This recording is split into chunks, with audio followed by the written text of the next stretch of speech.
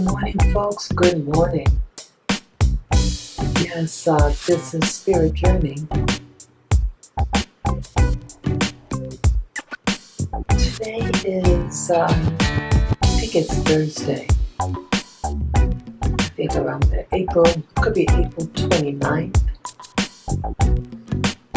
2020. And the time right now is 3:35 a.m. in the morning. Yes, I hope you guys can hear me. I've been awake now for about a half an hour. And I have like anxiety in the center of my chest. Yeah, I'm waking up with it now. Yeah, this past month and a half, with all this, yes, coronavirus and Covid-19, okay, this is very stressful. A family, well, a relative of mine sent me a video, the video link. And again, it was about I'm sorry, getting two videos confused. My mistake. A fellow YouTuber sent me a video on the COVID. This was, it was in response to a video that I did on the COVID-19. It was my rant video that I did maybe 2 days ago. It was about, well, it featured a black British woman, and she is also in the health field, and she was discussing about her father. Her father's a black man who has diabetes and has kidney problems. My father also had those things and more. And she was saying that when what was it now? Her father was getting like this some mental thing, and my father also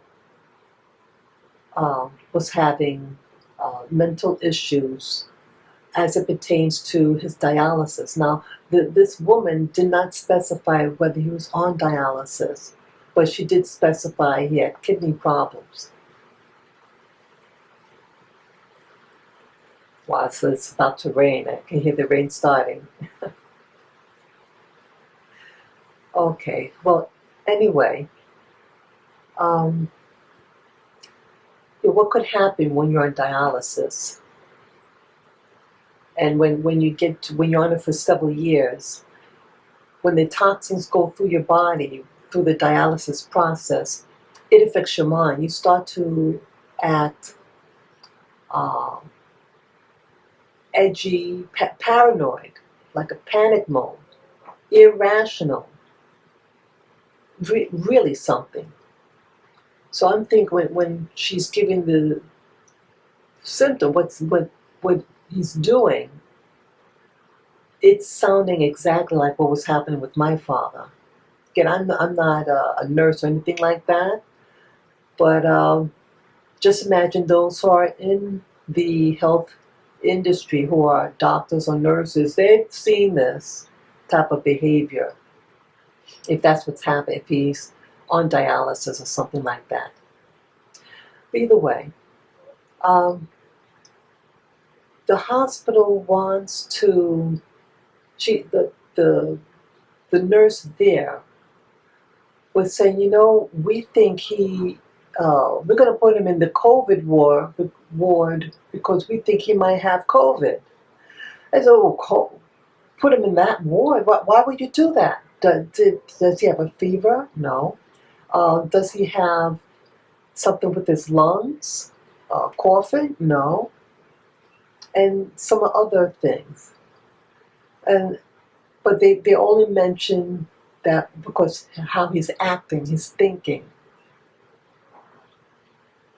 So they wanted to put him there, but instead, the family said, no, we don't want him there, and they especially didn't want him there because they said, well, if we put him here and he has heart problem, he can't breathe, we're not going to resuscitate him. They're calling the shots now. They said, we aren't going to resuscitate. How could you do that? And I heard something like this before.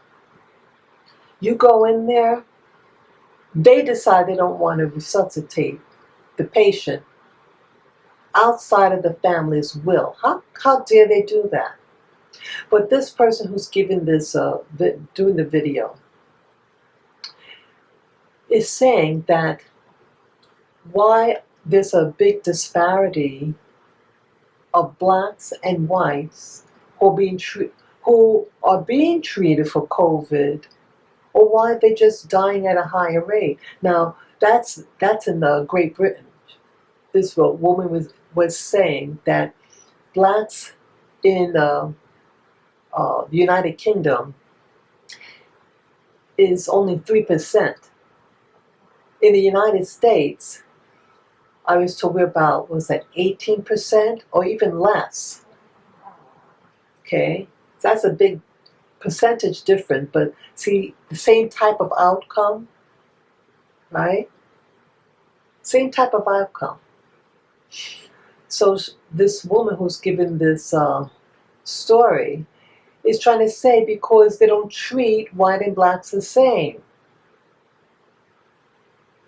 And so they're putting someone who is uninfectious and want to put them in a ward with people with infections. That's a biggie. Why would they do something like that? Well, if they know that black people, the health outcome is more fragile, and if the insurance companies work similar as it does in the United States of America, they give different amount of money. When you put in the claim why the person died, they give certain monies when you collect. And so you just have a diabetic patient, and they'll probably be very sensitive to if someone nearby has it and they contact it, the likelihood that you'll have to be on an incubator, and many of the people die when they get on the incubator because they're not calibrated correctly to handle what they call COVID-19 patients. She says they're not treating us the same. And the apple doesn't fall far from the tree. Remember, the United States of America was a British colony. So you have the same mindset and the same system that built it. I also share this video, we have to let people know what's going on and to share our experiences so other people, regardless of race, will be able to say, hey, that's what so-and-so told me, or such and such video shared. Hey, I don't want this to happen to me. We have to be our own self-defense. If you hear someone saying something foolish, to send a non-infectious person to an infectious ward because you think they might have an infectious disease, even though the symptoms are not from an infectious disease. If anything, put them, if it's something with the mind, hey, check to see that they might have a tumor, right? That could happen. Find out. But see, they want people to get the infectious disease, because now that's the disease of the month, the disease that is profitable, and a disease that you can die very quickly. So it's a high turnover for the hospital to collect money and then to invent some type of vaccine. But I'm hearing also, I forget the doctor's name, but he's been censored over YouTube. He's been doing different interviews, and they've been pulling the videos from his. Yes, if I remember the name, I'll put it down in the description. But yes, they want this COVID. They want to implement these treatment plans. But if you look in the background of some of these people in the task force, the COVID-19 task force, Dr. Fox, I think it's called Foch or Foch. He has a very infamous background and doing things, and it's not good. Not good at all. And so I'm also giving this video because, like, I live in New York City. And I did a video, several videos. It was a rant about the COVID virus crisis, so-called crisis, and the healthcare practitioners. That right now they want, like when there's a crisis, they want to hype it up, and then they want to present heroes. So now the hero now, the healthcare providers. Some are heroes, but many of them aren't. And that they need to start speaking out. Some of the doctors, like this one doctor, is speaking out. Something's not making sense. And they're putting out videos with the doctors dancing, the nurses dancing, all the staff dancing. They're dancing because there's nothing to do there. They're turning people away from the hospitals. So if they're turning people away from just routine work, like let's say you have something scheduled, some procedure that's scheduled, they said, well, it's not life-threatening, we're going to postpone it. So everything is COVID-19, coronavirus, exclusivity. You can't go visit the person. You can't really go with them. You drive them to the hospital, but you can't, they discourage that initial person to go inside. Once they leave, you can't get back in. So they can do anything to that person, and they're telling people, families, that, oh, we're not going to resuscitate them if anything happens. How dare you do that? What about when you swore your oath not to harm the patient? Well, some of them didn't do that swearing in, that promise to do no harm. They're not doing it, maybe. So it's really an eye-opener. The system is changing greatly, quickly, and it's not in your favor. You have to really be in contact with your family or friends when you go into any hospital, because see, now they don't want you to know what's going on inside the hospital. And if anything happens, they're not going to resuscitate. And I'm wondering whether that's what's happened to my cousin. Now, I made several videos, and I told you guys that within a month, there were 5 people, relatives and family, that were in the hospital. 3 died and 2 are recuperating from COVID. And one of them in particular, she was in her 50s. She's 54, and she was living in a care facility, and it was on a Thursday. I forget what week this was. This was just a couple of weeks ago. But on the 8th Thursday, it was this month. She's brought to the hospital. Sunday morning, she's dead. And the sibling of that person is telling me this.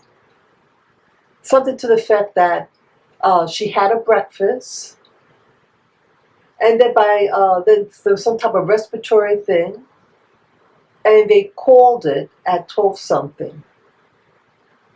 I don't know, but it didn't sit right well with me. What it sounded like, okay, if someone's strong enough to have breakfast, and then, so what happened? Did they try to revive her? I get the impression, no. Whatever was going on, they were going to leave and let it go on. And again, she lives in a facility, and she's not verbal. Okay, she has she's autism, a severe case of autism. She's born into it, or was discovered when she was very young. And how she got that, when the mother was pregnant, she was concerned about losing a baby. And so the doctors gave her something to hold the pregnancy. And that then caused the autism. And maybe that's why she qualified to live in a state-run facility for people like her. I'm seeing evil. That these delicate people, whether they're elderly or they're have severe autism and they're not able to communicate, you just don't incubate, you just don't do anything, and they die, and she'll die as cause of COVID, and then you can collect that money, the hospital, so they can get paid. And it's very profitable now. Yeah, there is a disparity, and there's always been a disparity with regard to blacks and whites. We are treated differently. I'm also reminded here in New York City. See, I have I briefly, it was about a period of 9 months, I worked at a hospital. And I worked in the WIC, W-I-C, WIC division. It stands for Women, Infants, and Children. It's a free food program. And I was given nutrition education there. And at that time, I was getting what they call panic attacks. Let me tell you what happened. There's two stories. One that happened to me, and one with what someone was telling me. One of the clients. I just started to develop an anxiety attack. It hit me strong, and I couldn't get rid of it. I went to the ladies' room to try to put cold water on my face, and the stress on my chest, where my heart is. My heart chakra area, it just wouldn't go away, and it was really racing. It was getting hard to breathe. So I had someone from the job walk me over to the ER. I don't remember my exact wording, but it was about my heart and that it was racing. I may have said that I was having an anxiety attack. And there was a black woman at the desk. It wasn't a lot of people around. We were the only ones there at the desk. But she like pointed, but go over there. Go behind those doors. But nasty, not caring. So the person that I'm going there with comes with me. And then there was like a security person at the door. And I was saying, I'm not feeling well, my heart, blah, blah, blah. And I'm an employee here. I work there. I had my ID. I said, I'm an employee here also. She looks at me, and thank God for her that she was honest. The security guard was black also. Very big female. It was a female also, black female. She says, I don't think you need to come in here. I really don't think you want to come here. Once you come in here, you can't get out. I'm thinking, because see, the girl at the reception desk didn't tell me that was the psych ward. She didn't tell me that. And here I'm an employee there. And I made sure I told her that we were employees. The person that's with me was an employee at the hospital because I work with her and I'm employed there. Well, I volunteer there, I should say. She was being a real smarty pants. Some of these healthcare workers or the people at the desk, they're lazy and they don't like their own. They don't want to help you. They're there for a check, and when that day's over, they're out of there. So she could have just referred, had me go in to see a physician, a doctor, a MD, because it's my heart, and they give you a pill to calm the heart down, right? That's normal protocol. But they didn't. So she's going to make a decision, this receptionist, to go to a psych ward and withhold that information because she wanted me to, because she sees I'm in a state at the time. I was really out of it. I mean, I was ambulatory and everything. I'm talking, trying to catch my breath. And it didn't make sense at first. And me and the other girl, luckily the other girl was with me. Because she said, hey, this doesn't sound right. Hey, and then at some point we realized what this place is. Luckily I didn't sign anything. And the security guard there said, hey, you don't want to be here, she says. And I remember seeing that there were people walking. There was other black people just pacing, walking. It was like a large room. And that's what happened. I'm going to give the name of the hospital too. This was Harlem Hospital, right? You think Harlem Hospital is about black people and about black care? No. They are just, it's potentially dangerous. Because see, we don't love ourselves. And the black people that work there, just because they have a job there, they still have a poor mentality and a ghetto mentality. And they don't love you. They don't love themselves and they don't love the fellow black people of the community that they're supposed to serve and represent. So thank God my co-worker said, no, we're not going here. And we just walked away. Luckily, They were there. If I was there by myself, because I was going to just walk over by myself, but I wasn't well. And I'm not thinking that someone would do that to me. I worked there. I worked there. It was almost a year, and they did that to me. A fellow worker there. Once you go in, you can't come out until 3 days. Yeah, for your heart. So you wouldn't have been able to see a doctor. There was no doctor there. You're stuck there, and they do this to black people at Harlem Hospital, considered the black hospital in New York City. Well, in the WIC office, this is what happened to a person. The husband and wife.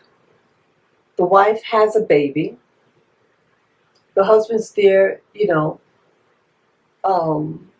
celebrating that they just had the baby. Something happens and she dies right in front of the husband. And so he's grieving and emotional. Yeah, your wife just dies on you. Guess what they did at Harlem Hospital? Well, they send a police officer to arrest him. I kid you not. You send a grief counselor, a nurse, a grief counselor, someone to console him, what do you call a social worker, to comfort him, to help him through the grieving process, because this had just happened. But no, this is Harlem. This thuggery place, lack of love, and they're going to do that to you. See, they see you as a problem, a criminal. This is how they see black men. This is how they see black women. Oh, send it to a psych ward and send the police officer to arrest a guy who's grieving over the wife just dying. They don't know how to handle things there. This is a wake-up call. Yeah, on this camera that you see, there's a little heart. You see the heart-shaped thing? See that? Yeah, isn't that sweet? That's nice. It's for the people here for this COVID. There's another window like that also. So I hope you can see it's in the center of the screen there. At least most of the heart. But yeah, this is a wake-up call. People are taught not to love themselves in the black community. So even when you have a hospital with black people working there, they mistreat you still. Or let's say you're in Europe, in the United Kingdom, Britain, and you're a black person, and they want to expose you to disease. And bring them to the COVID ward. We think he must have COVID. Does he have a fever? No. Does he have a problem with his lungs? No. And they mention other symptoms. I know they all know. But he's acting funny. Yeah, I speculate he must be on dialysis, and that's what happens. That affects your mind. There are disparities, and there's disparities in New York City. That hasn't changed. But they're exploiting our unique presence here in the Americas, the stresses that are put upon us. And there's another video that discusses, what was that now? Oh, it just eludes me right now. Oh, it, sorry about that. It cut itself. Yeah, let me try to hurry now. Yeah, there's a researcher. She's been studying viruses for about 30 plus years. And she's mentioning about these people that's on the task force. And she knows him and the things that he did behind her back. But anyway, it's known also that the what do you call it? That these viruses act differently. And these vaccines, yeah, so it was focused on the vaccines that are being produced. Like, for example, the MMR vaccine, when given to infants or young, the young, the black males develop autism. Yes, you develop autism at a higher rate. And Robert Kennedy Jr. is also bringing light to this this crisis with the autism and the black community. And he's brave enough to share that information, because see what's happening. The woman that's telling the story with the vaccine and the MMR vaccine causing autism in black children, she was thrown in prison because she was letting information out about these viruses. So she had to do 5 years, if I heard right. 5 years prison time for sending out information regarding the viruses, and they spun it around the system and made it look like that she did intellectual fraud, when the person that actually did the fraud was a person wanted to be Dr. Fauci. That's his name, Dr. Fauci. Yeah, people aren't who you think they are. And you see them as so-called experts, but if you examine their background, they're criminal. And the people are trying to save. You have some people, scientists and doctors, who are real heroes. They are true heroes in this COVID crisis. A lot of those people you see in those hospitals, they're not doing any work because people aren't being sent to the hospitals. Patients aren't being sent there. With that elective services there, no, you can't get it done there. So it seems like it's almost exclusively just allow COVID.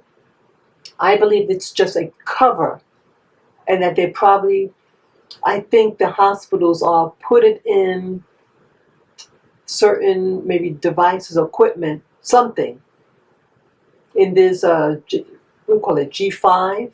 Oh no, 5G. Sorry, 5G elements in there, because they don't want anybody in there. So it was virtually empty. And when I had to go to the hospital last month, it was virtually empty.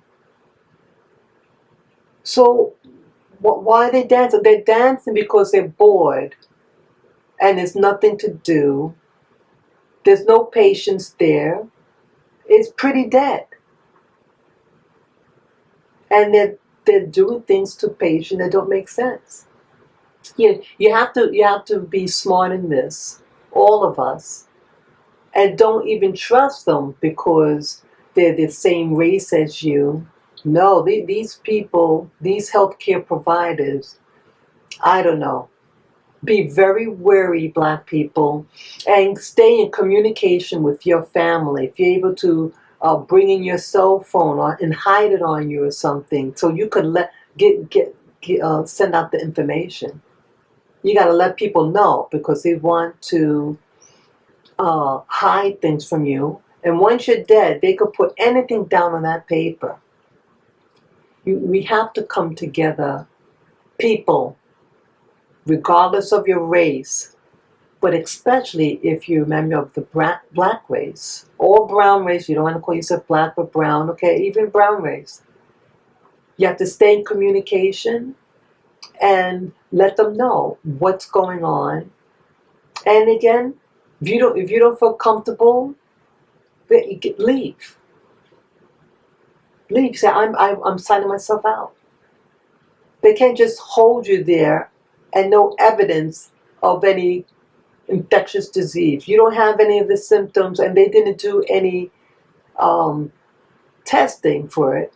Then they're just making it up. So be smart, be bold, and just say no when need be regarding the so-called treatment plans. And it's your right if you want to be to be resuscitated. It is your right to be resuscitated if that's what your request. This is all money driven, and there's a lot of something going on.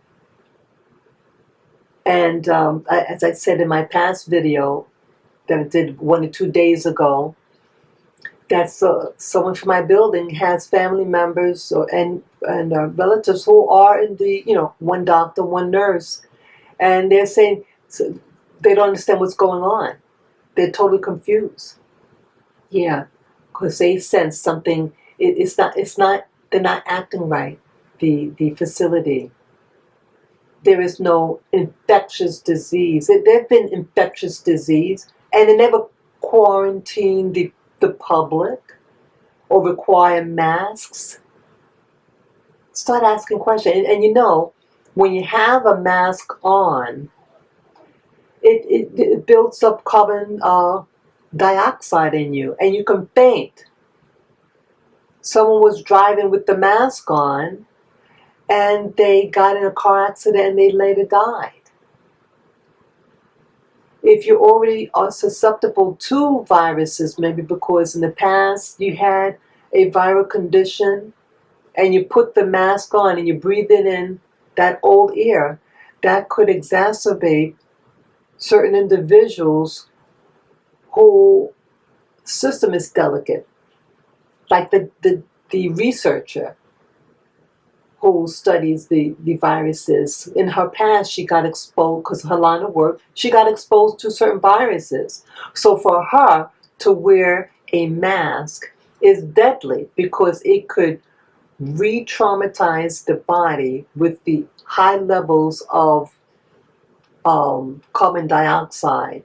And when that oxygen level starts to decrease, it can trigger it and reactivate any virals that she from the past have, because some viruses lie dormant, and when a physical stressor happens on the body, it could manifest again. And at this time of her life, she's older, it could kill her.